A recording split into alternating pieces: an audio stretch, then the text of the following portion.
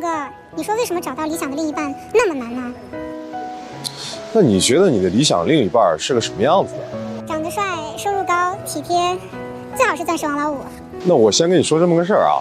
前2天我去银行，看到一个中年人去贷款，他被拒绝了。拒绝的理由呢也非常简单，因为这个男的没有固定的工作，也没有固定的资产。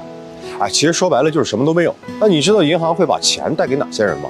一定是有偿还能力的，或者他本身手上就有优质的资产的那群人。因为银行放贷款呢，那人家是要收益的呀，他不是捐款的。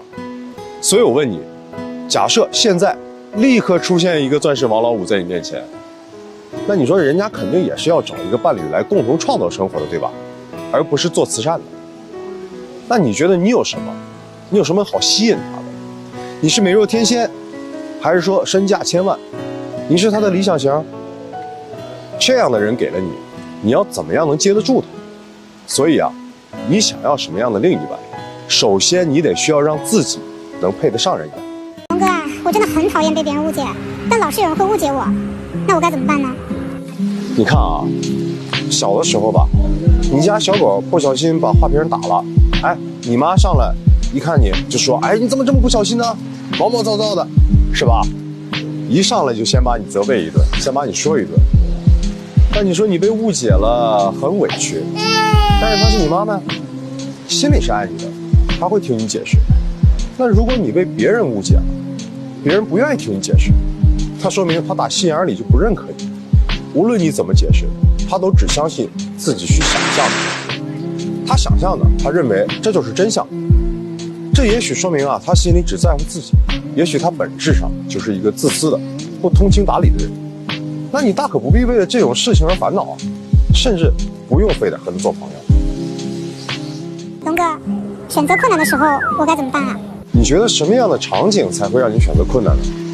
那如果你今天想喝一杯咖啡，一杯咖啡就25块钱，甚至更便宜。你想喝拿铁，你又想喝美式，甚至还有点想喝摩卡。但这些啊都不会花你很多钱，也许你可以3杯都买，我一样喝一点。但是如果今天你想去买一个包，这个包1万块，它是你1个月的工资，这个时候你说你还会不会纠结？那是因为啊这个东西贵啊，你才会选择困难。这个时候我教你一个办法，你们女生小时候不是经常有那么个桥段吗？我要不要和他在一起呢？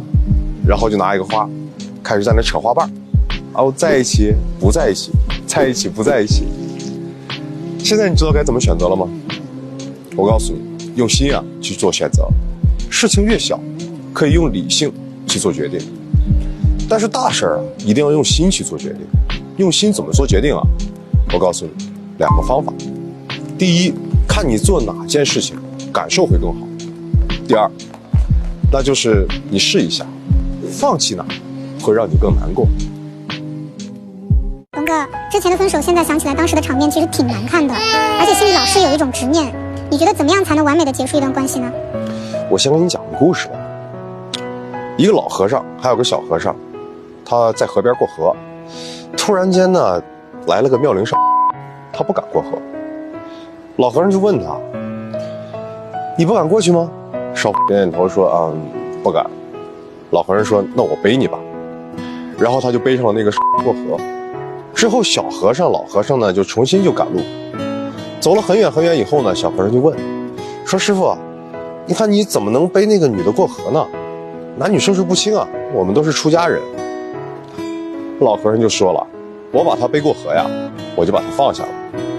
而你呢，走了这么远了，居然还没把她放下。所以你问我结束一段关系最好的方法是什么？我告诉你，就是不贪。不要记得那一天，就是某一天说过那个话呀，是他先说的，不怪我，事儿也是他先做的，他态度不好。要是如何，今天肯定不会这样的。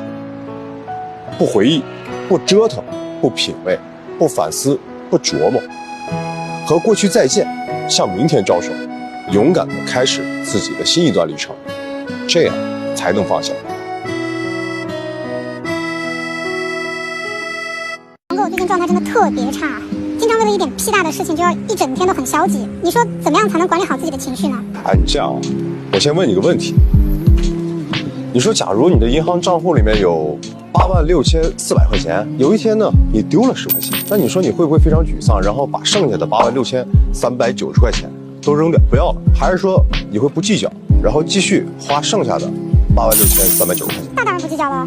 就是啊，那你看啊，但是如果有一天早上你对象和你吵了一架，老板训了你一顿，客户为难你一顿，你这个时候会沮丧一整天呢，工作节奏全部打乱呢，甚至晚上都睡不好觉，还是说你会不去计较，而这一天继续的好好工作，收拾好心情，继续好好的过？其实我跟你说，我们每一天啊，也刚好是86400秒。